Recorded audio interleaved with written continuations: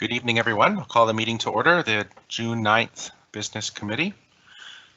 It's with great respect and humility we acknowledge and honor the lands of the Nanaimo people. The Nanaimo people maintain their profound, unique, and spiritual connection to the land through ageless traditions, teachings, stewardship, expressions of reciprocity. So good evening, everyone. Are there any additions, deletions, or changes in order to the agenda this evening? Trustees, if you could please use the chat window this evening. I don't believe there is a raise hand function available. Seeing none, are there any, can I get a motion to approve the agenda? Moved by Trustee McKay, seconded by Trustee O'Neill. Thank you. Is there any trustees who are opposed to approving the agenda? Just give you a moment. For those at home, we'll be writing the responses in the chat. I'm not sure if that can be seen from home or not. Seeing none, the agenda is approved. Moving on to the Business Committee meeting minutes of May the 12th, 2021, and the Special Business Committee minutes of May the 19th, 2021. Can I get a motion to approve the minutes? I see that Trustee Stanley would like to speak to the minutes. Hi, yes, thank you. I can't quite wrap my head around this with regards to May 19th. I believe that they're all together. Section 6.1. And I just want to get some clarity because I'm just worried this may come back. I'm trying to find it myself. This is when we voted on all three readings at one time. And it was a tie, I believed, which is written as, and I know we understood it as carried. But in rereading these minutes, am I wrong in thinking that when something is a tie, it fails? If I may direct that to Secretary Treasurer Walsh. Yes, through you, Mr. Chair. Thank you. So that evening, we, in this particular case, the abstention was counted as a positive. And so again, if trustees will recall, there was a little bit of confusion about the intention of the policy 2.5.1p about the difference between an abstention and just a failure to vote, which the policy doesn't specify. So it says if the failure to vote is considered a positive vote, whereas the abstention, it doesn't actually say what the impact of the abstention was. And so at that point, the chair made a ruling that the abstention would count as a positive. And so as part of our review of the governance policies, we'll probably make a recommendation for clarity on that fact, but that was the basis of the motion passing that evening. Thank you for the clarification on that. Thank you, Secretary Treasurer Walsh. And am I safe to assume, Trustee Stanley, that answered your question? It does indeed. Thank you. Thank you. Okay, so do I have a motion to approve the minutes?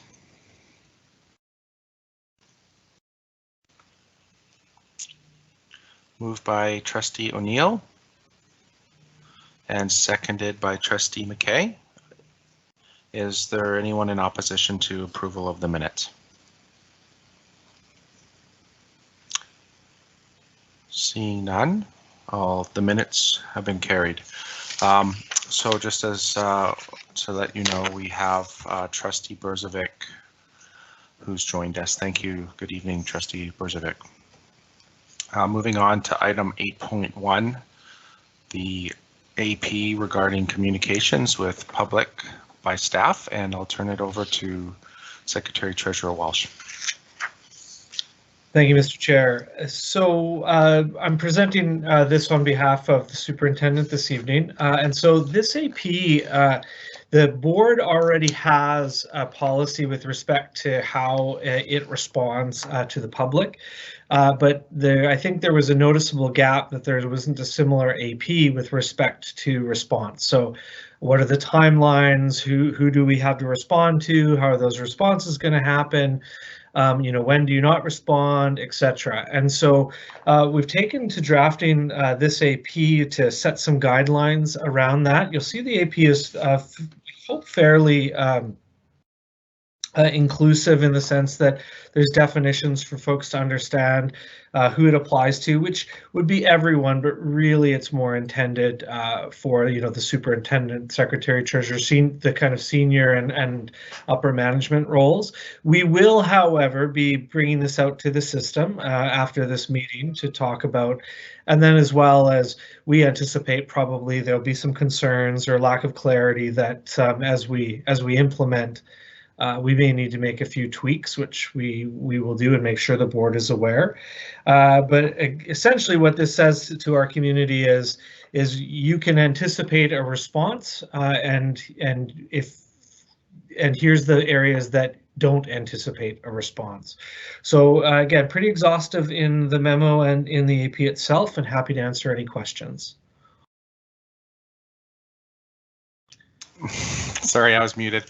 Thank you, Secretary Treasurer Walsh. And just a reminder to the trustees, this is an AP as an information sheet, so there's no motion associated with this particular item, but I'll welcome questions for Secretary Treasurer Walsh if there are any. I see Stephanie Higginson, or sorry, Trustee Higginson has a question. Hi there, thank you. Thanks for this.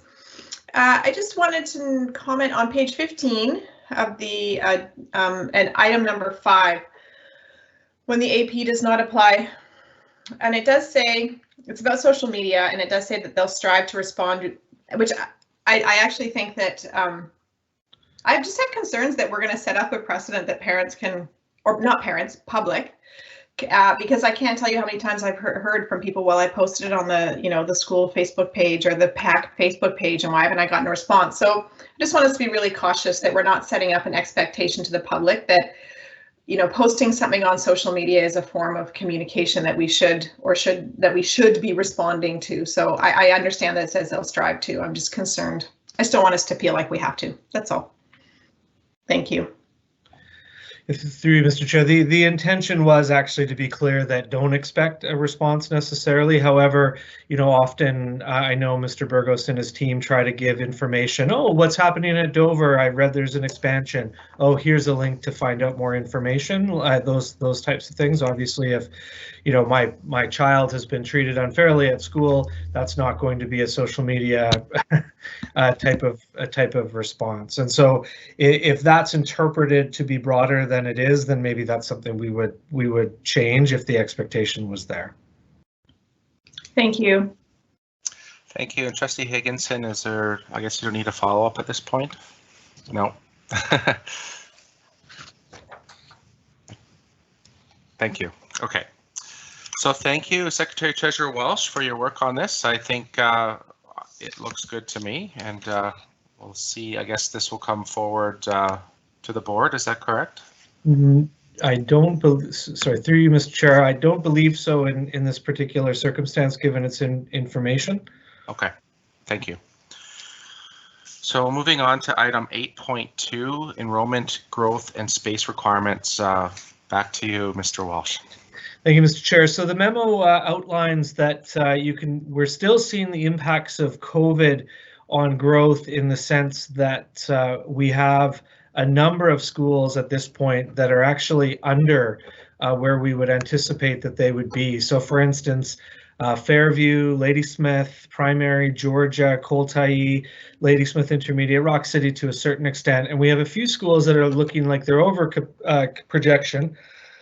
Frank Nay, Cedar, Seaview are three examples of that, although they will not require additional space to support those students. So essentially, this is the time of year that if portables were needed or we needed to find space somehow, we'd be allocating those resources. At this time, it's only Departure Bay that needed a portable to be able to support the enrolled students. That portable is on site. It's not hooked up. That will take some time, building permits, etc. We are currently examining different washrooms because now that we're up to 4 portables on site, it's that demand for some kind of facility, particularly for our staff, is pretty big. So we're examining that now. We don't have a solution yet.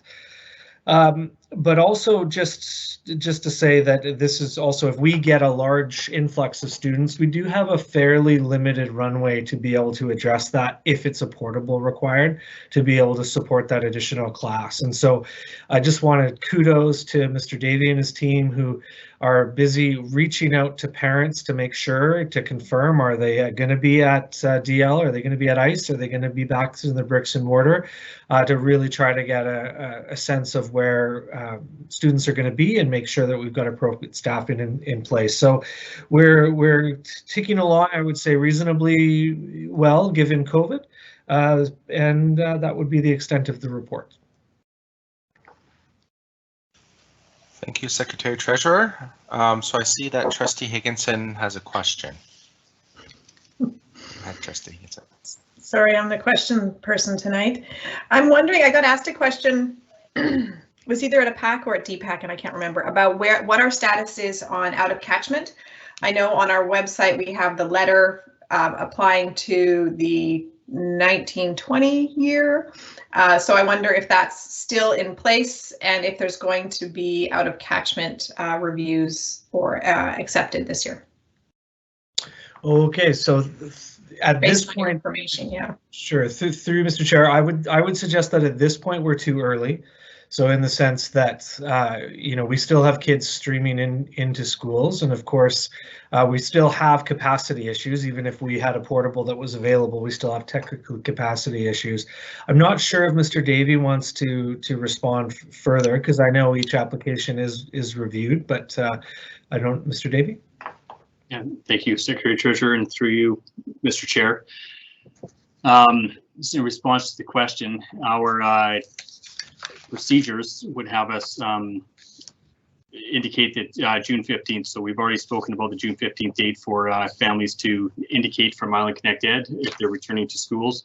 That also corresponds with the out of catchment deadline for application there. After that, we would be reviewing our school orgs and divisions, staffing, school enrollments, collective agreement language, all of those pieces, and then determine after that if there are openings for out of catchment spaces or not. Thank you. Do you mind if I just do a quick follow-up? Absolutely. Go ahead, Trustee Higginson. Thank you. Just for clarification then, is the elementary, because there is a notification on our website that we're in an elementary freeze. Is that freeze still on, or is it that we're going to wait until after June 15th and make a determination then? Again, through you, Mr. Chair, I would suggest that the freeze is still on, in that we're not in a position to accept or to grant out of catchment application for every student based on, again, our class size and composition language. And we will do reviews for individual schools, even down to divisions or grade levels, to determine if there are spaces that we can accommodate out of catchment requests. Thank you, Mr. Davey and Mr. Walsh. I have a quick question, perhaps to Deputy Superintendent Davey. Do we have an idea at this point of the trends? I know that it may be a bit early because we're before the June 15th deadline, but do we have a sense of what the trend looks like for September and kids, students returning to the bricks and mortar schools? I think maybe, if I might, Mr. Chair, just Mr. Walsh, I think, outlined some of the schools that we're looking at in terms of schools that are under projections or schools that are over projections. So I don't know if you want to repeat those schools, Secretary Treasurer, but I think that would be the trend line that we're exploring right now. Sure, I through you, Mr. Chair, I can add to that as well to say, so the trend is a consistent move back from distance to ICE, from ICE to bricks and mortar. So for instance, we track our enrollment on a weekly basis. And so we ended this year with 1,360 students in ICE. And we budgeted approximately 595 students to be in ICE next year. When we started tracking enrollment, we still had 1,108 students registered. As of today, however, there's only 735. So it's trending kind of exactly where we thought it was going to be trending, with those schools that I mentioned, particularly in the Ladysmith schools, being significantly under. I mean, certainly I think our experience is there's certain schools that have, are more transitory than others, so we can anticipate being off, and then students come in summer. So Fairview and Georgia, that might explain the difference from the projections. And so, besides a few elementary schools being down, I think we're on track to meet our expectations with respect to the return to bricks and mortar. That's great. Oh, sorry, go ahead, Mr. Davey. Yeah, so thank you. Just I would also suggest in response to that, we may have families over the course of the next week who are probably waiting till closer to that June 15th mark provincially here in terms of further announcements before they're making their decisions. So we probably have that last couple of hundred families connected with those students that are really just wanting to give it that next week before they make their final decisions. Okay, and actually just a brief follow-up, if I may. So for those families who don't make a decision by June 15th, in some of our schools or we're space limited, are those spaces going to be reserved for encatchment, or what's that looking like at this point? Secretary Churcher, would you like to respond, or would you like for me to? Perhaps you could, Deputy Superintendent. Yeah, so again, through you, Mr. Chair, what I would suggest is we have the deadline date of June 15th, both for out-of-catchment placements and or requests, but also for in-catchment, so we can start considering if there are spaces after the June 15th deadline. Again, we wanted to correspond with the Island Connect Ed families and choices that those families are making with that June 15th date as well. So after that date, what we would be looking at is we would be looking at not reserving spaces for families that have chosen to stay at Island Connect Ed, for example, and we would be determining on a class-by-class basis if there is room to accommodate other requests that are coming forward. So after that date, those spaces that remain will be open for consideration. Thank you, Deputy Superintendent. That was very helpful. Next question is from Trustee Higginson. Thank you. On the idea of families waiting, to hear about what next year is going to be like. If this takes a while for the government to determine, is there an opportunity for us to take that into consideration if the announcement comes after the June 15th, or if however it's going to be done, if the guidelines or the announcement about what next year is going to look like don't come until after June 15th, or are we letting those families know that they really need to know by June 15th? Again, through you, Mr. Chair, in response to the question, we have given notice, and individual families have been reminded probably weekly through Island Connect Ed or through their catchment area school that we are expecting decision by that date. Mr. Walsh, I see that you popped up. Did you want to contribute? Okay, thank you. Trustee Higginson, do you require a follow-up? Great, thank you. So seeing no further questions with respect to this item, we'll move on to item 8.3, the capital plan bylaw. Mr. Walsh. Great, thank you, Mr. Chair. So this evening we are asking the board, or recommending to the board to pass a recommendation, this committee to pass a recommendation to the board that the bylaw be read 3 times at the board, as well as to pass the bylaw. So just to be clear that no one needs to read that bylaw this evening, you need to read the motion, but not the bylaw, because the committee doesn't pass the bylaw, the board does. So what this bylaw is this is the slightly delayed capital response letter from our June submission of last year for support for a variety of projects. And I will say it's also slightly altered because the Building Enhancement Program had a little bit of funding available to us, and we had a number of sites on the list that we weren't necessarily anticipating getting support to plan. So that's good that we get 5 projects. So I would suggest that this is a good news, bad news capital plan response letter. So what you'll notice is a gap in support for expansion and a gap in support for additional seismic projects for the district this year.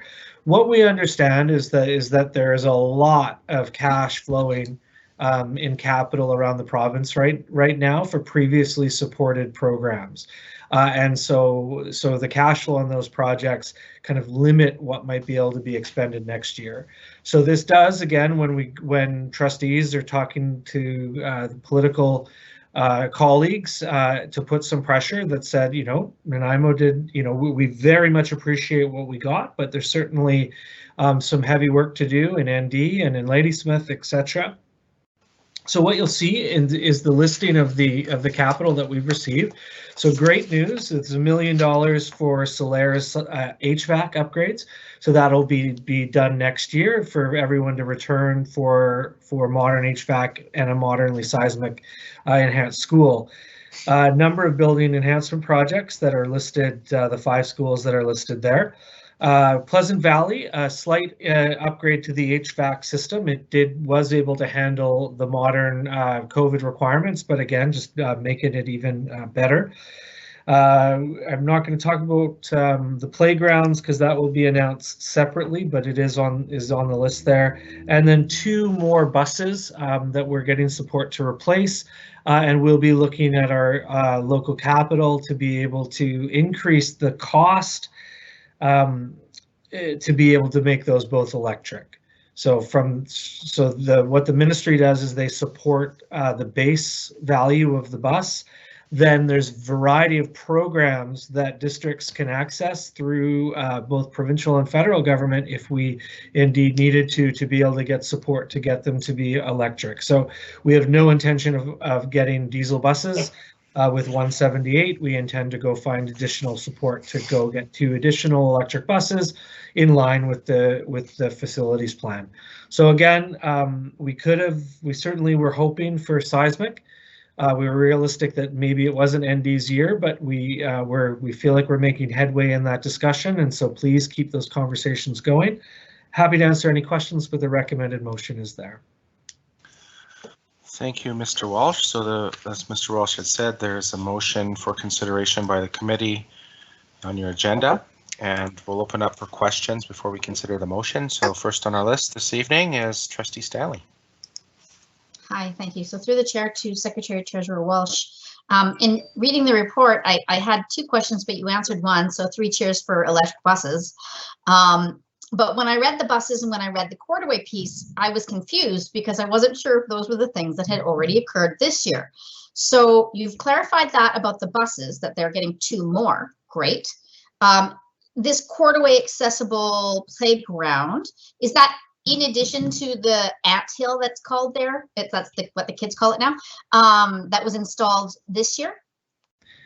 So my understanding is yes, but I'm going to just confirm with Mr. Sabo. And the only thing I will just add to this is that we are allowed to have this in our agenda, but there will be a public announcement, so it's kind of on the QT in a public meeting. I don't know how, but there'll be a public announcement coming up on this. But Mr. Sabo can add to that. Yes, thank you, through the chair. The answer is yes, and it is in addition, and we have been working closely with the PAC group with respect to phasing and making sure that the two projects are aligned, and we'll continue to do so after the official announcement. Thank you. Thank you, Mr. Sabo and Mr. Walsh. Are there any other questions, or is there a trustee that'd like to move the motion? Okay, so Trustee Higginson has a question. Thanks. I noticed in the funding agreement, it's on page 26 of the agenda, that it says the ministry will in no event provide more than the amount listed above. And then down below it says the board will carry out the project in a manner that is delivery within budget. And most of the projects that are listed there, I think that with dollar amounts probably can be, with maybe the HVAC one is a bit outside of the possibility, but it feels like there's a lot of runaway costs right now. And I think this was already brought up in another meeting, but it's it's right there printed in black and white. So I just wonder what it means if we end up being, part of what's happening with cost of construction right now. Sure. So I'll start, and maybe Mr. Sabo can add. So two things. One is that these numbers include cost like contingencies, and I want to applaud our facilities department. I don't think I've ever seen so many soft costs added to make sure that this board is protected with respect to those issues of runaway expenditures. You'll note that the amounts for the BEP projects are all TBD, because so the ministry may theoretically, I guess, if we ran through their entire expenditures because of that before we got to Forest Park, for instance, then maybe that doesn't proceed. But the ministry will be supporting those based off of the BC Housing group that's planning those right now. So Pete, I'm not sure if you want to add to that about your level of comfort on these projects. Yes, thank you, through the chair. I guess I would add that based on the size and the nature of the projects and how we're delivering them, we do have a level of comfort with the budgets given. Because the HVAC projects are aligned with the seismic and being delivered at the same time, we feel there's cost benefits. We also have the ability to not award a contract and have further discussions with the Ministry of Education. And notwithstanding the language, in the past, ministry staff have adjusted project budgets due to various issues on the projects. So between those measures, we feel reasonably confident moving forward. Thank you. Yeah, and a good example of that is last year when we were demolishing the building on Selby Street there. The ministry came back when we got our cost estimates. The ministry came back and they supported the additional requirements before we went and awarded any contracts. Thank you, Mr. Sabo and Mr. Walsh. Trustee Higginson, would you like a follow-up? Thank you. And I appreciate you bringing up this question because that's something that's been on my mind as well. I see that Trustee Brzovic would like to move the motion. Trustee Brzovic, would you like to read it?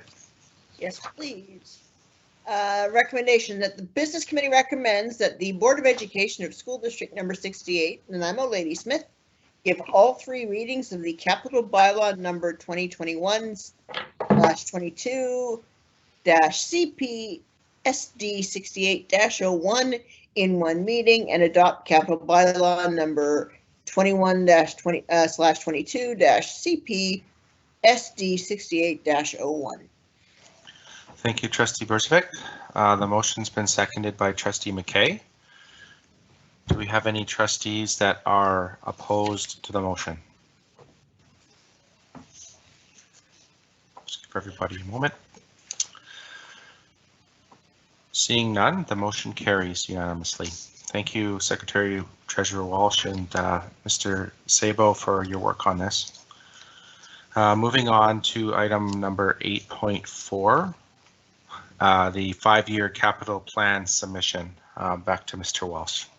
Thank you, Mr. Chair. So first of all, I want to thank Mr. Sabo and Mr. Bakewell for all their work on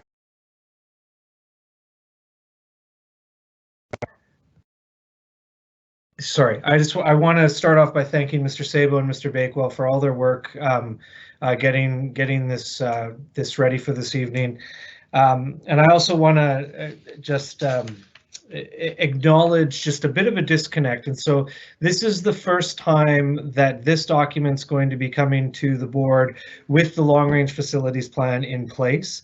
But you'll note that we haven't got the long range facilities plan committee up and, well, we're about to have them up and running. So normally this plan would now be filtered through that committee, come to the business committee and come to the board. And so that's going to happen in future years, but we just wanted just to be clear that we've tried to align this capital plan submission with the long range facilities plan to the best of our ability, but just to be clear that it hasn't had the input of that committee at this time, just because of the timing.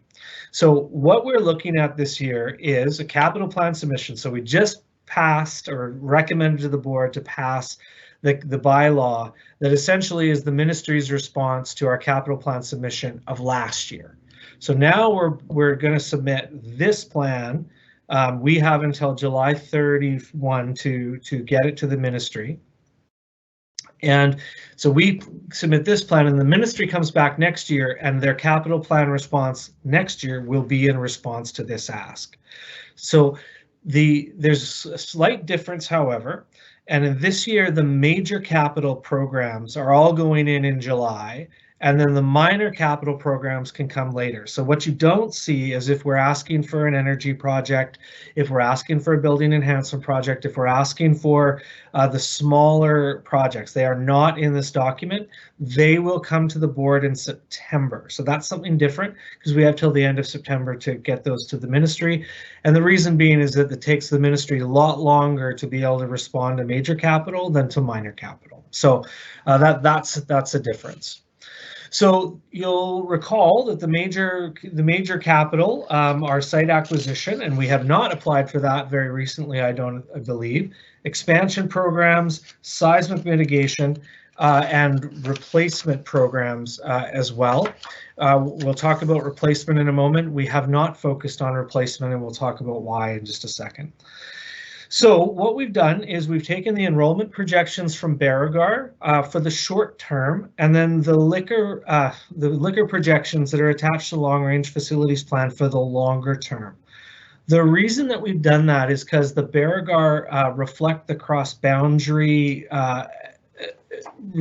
reality a little bit closer than the liquor data will. So what the liquor data tells us in 10 years is cross boundary is going to be pretty impossible because most of our facilities are going to be chock-a-block.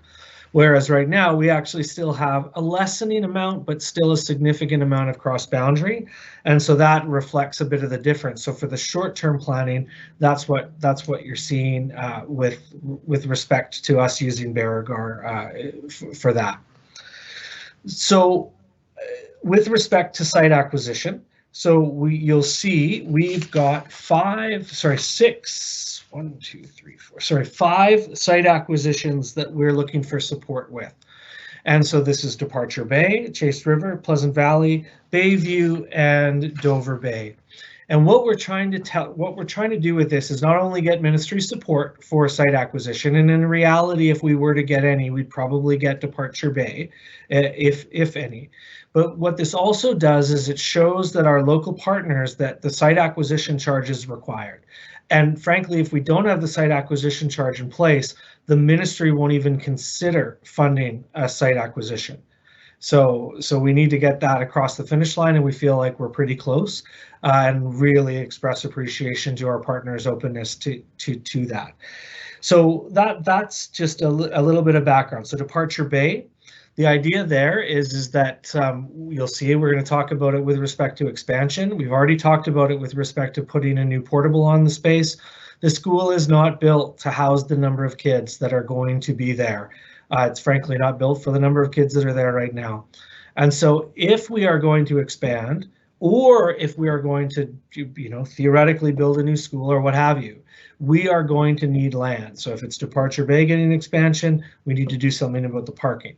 Alternatively, if the long range facilities plan committee works through a different suggestion to bring to the board, then we might need a new site. So that's why that's there. Chase River, again, we're looking at potential options for expansion. It's already got portables.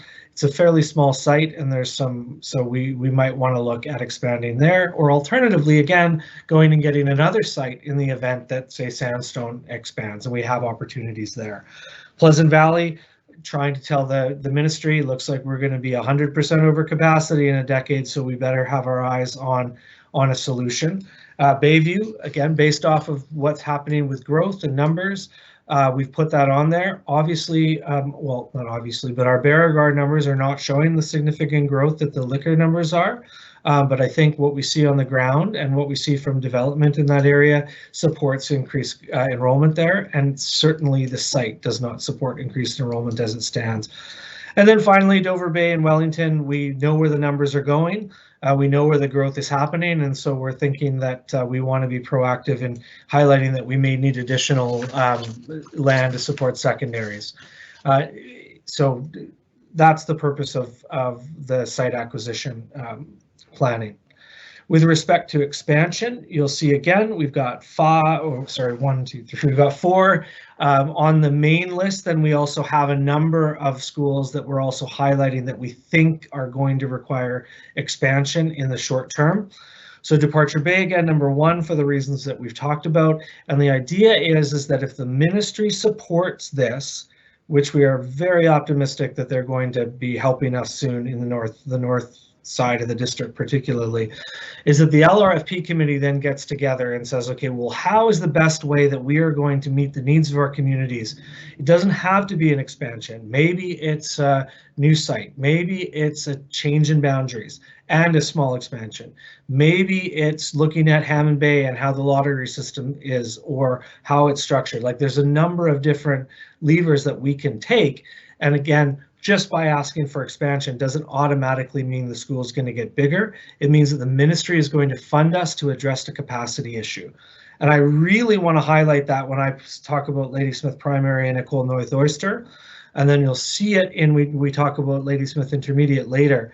The ministry will say, great, we see your problem. You're going to have 5 portables at Ladysmith Primary. You're going to have 8 portables or whatever that number is at Eno 6 by 2025.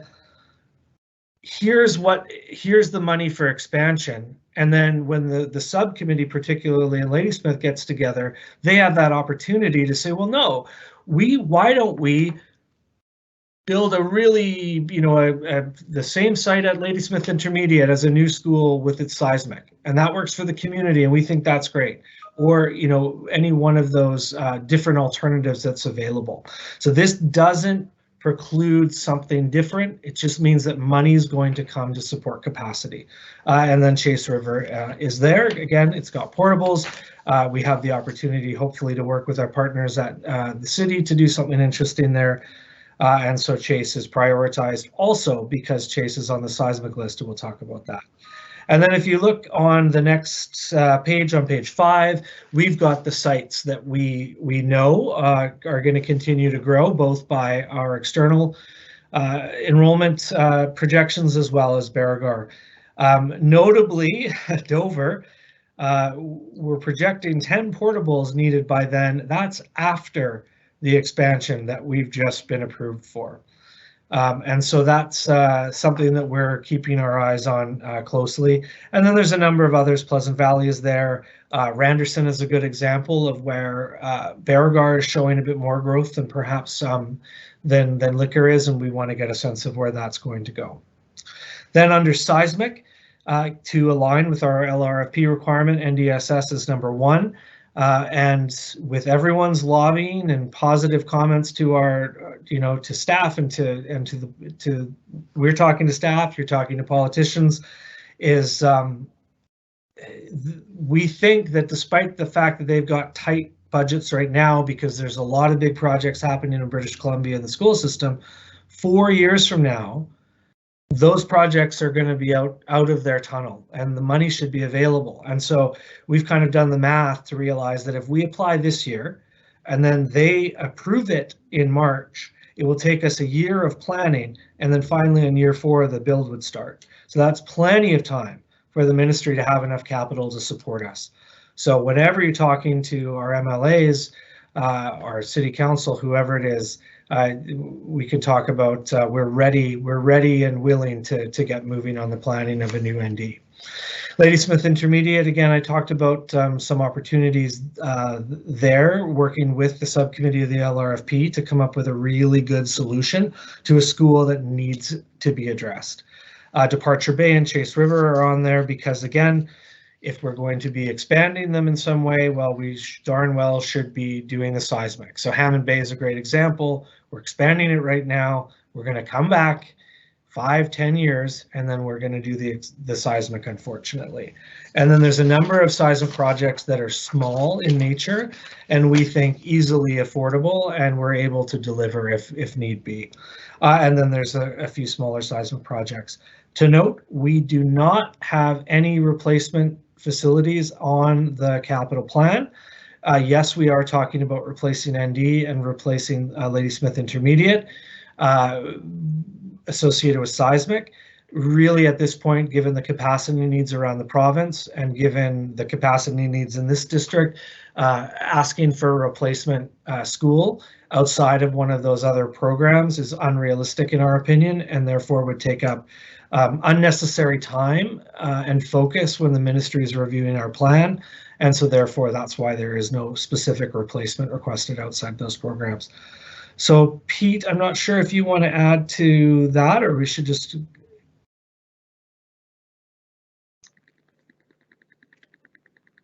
Thank you, through the chair. No, at this time, I don't have anything to add, but available for questions. Thank you. So happy to answer questions. And just the one other thing I note, we do have a recommended motion. We are going to the LRFP committee on the 16th. And so perhaps there might be some question or request for something to be different. Probably there's limited time to achieve that, but at the same time, the recommendation is there. Thank you very much, Secretary Treasurer Walsh, Mr. Sabo, and all the rest of the staff that have been involved in preparing this plan. I have a question from Trustee Stanley. Hi, thank you. So through the chair, I assume to Secretary Treasurer Walsh, this might seem nitpicky, I apologize, but when I was reading the report and the sandstone piece, I was wondering, I'm trying to understand why it's written the way it's written, because I found the language to kind of underrepresent the influence that that development would have on our school district. So it said, you know, if sandstone proceeds, we may require one school. You know, I would view it as if sandstone proceeds, we're going to require at least one school, likely two. So, I'm just wondering, why is it that the language is may, like, kind of weak, instead of stating it in a stronger way, just because I kind of am wondering if we're underrepresenting the potential need. Sure, sure, we certainly could make that stronger. I guess the concern is that it's not yet proceeding. And the point we're trying to make is whether or not it moves forward, Chase River needs to be addressed. And so I think that was the point we're making. We can definitely change that to say if sandstone proceeds, we anticipate additional school requirements. And we actually indeed even today talked to the ministry, and they know about sandstone, and they know that we anticipate additional needs. So happy to make that edit, and perhaps Mr. Sabo is writing that down to remind us to make that edit before the board meeting. Thank you. Trustee Stanley, would you like a follow-up? No, thank you. I just want to say thank you. I appreciate that, because if this project goes through, it is major and it would have a significant influence. And that's just one thing that I want to make sure that we've got on the radar. So I appreciate that. Thank you. Thank you. I'm next on the list. I just have a procedural question, perhaps, to ask staff. So the motion is proposing or requesting that the committee recommend the board approve the 5-year capital plan. And at this point, we're really considering major capital. When the committee considers the minor capital, how does that get rolled into the capital plan?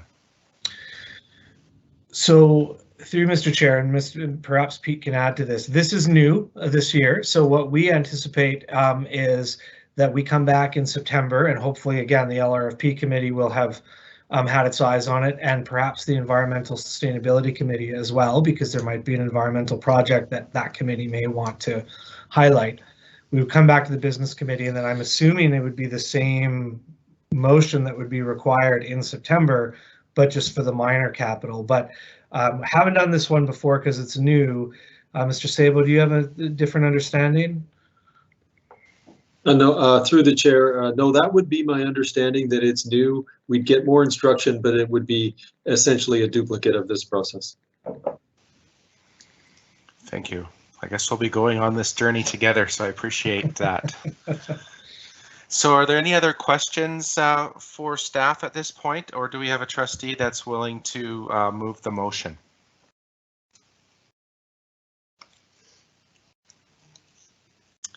I see that Trustee McKay would like to move the motion. Go ahead, Trustee McKay.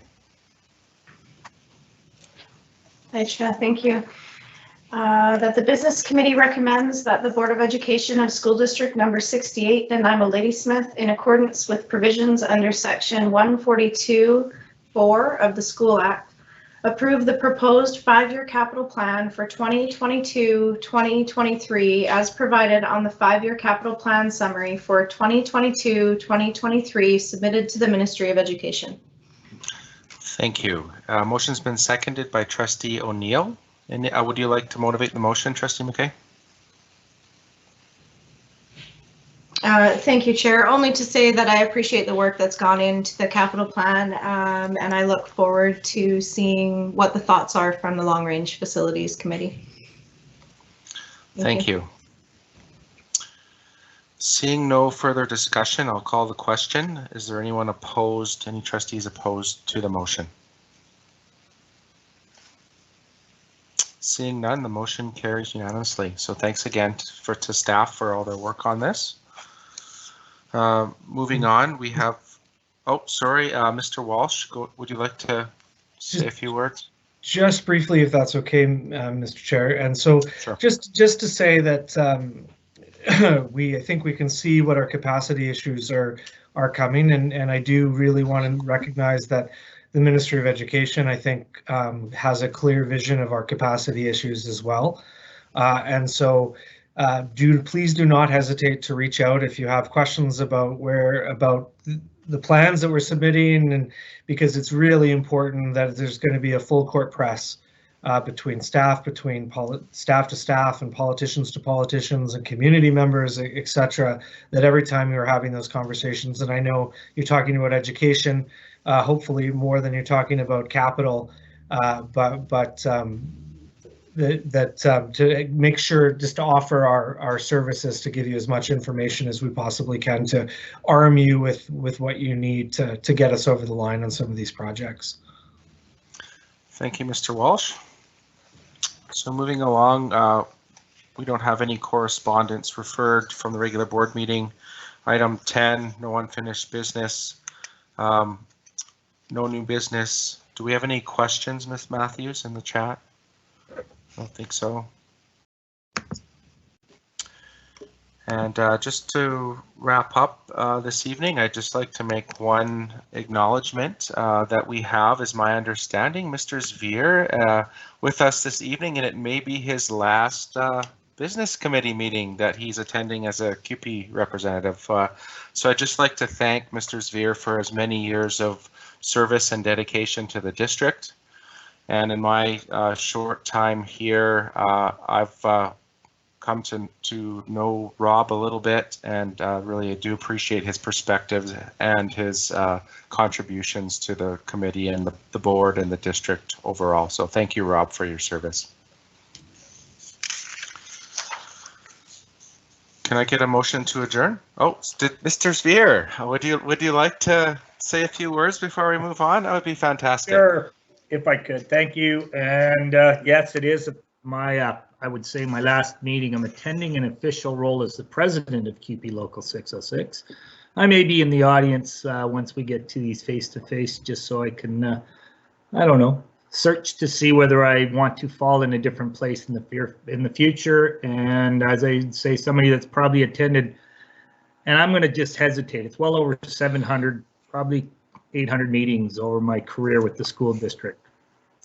So when somebody says they've gone to a lot of board meetings, well, you know what? Pull up your socks. You got a lot more to go to.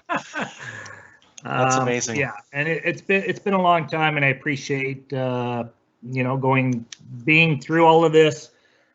Just the one comment that always comes to chuckle, you know, Departure Bay.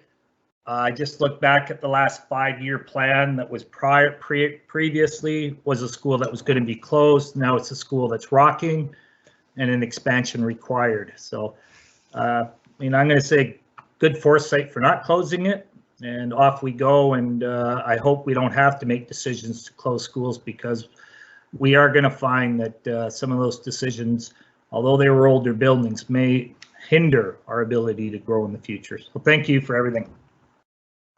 Thanks again, Mr. Zveer, and I'm sure we'll see you around in the future. So moving on to adjournment, Trustee Barron's moved to adjourn. Do we have a seconder? Second by Trustee McKay. Anyone opposed to adjournment?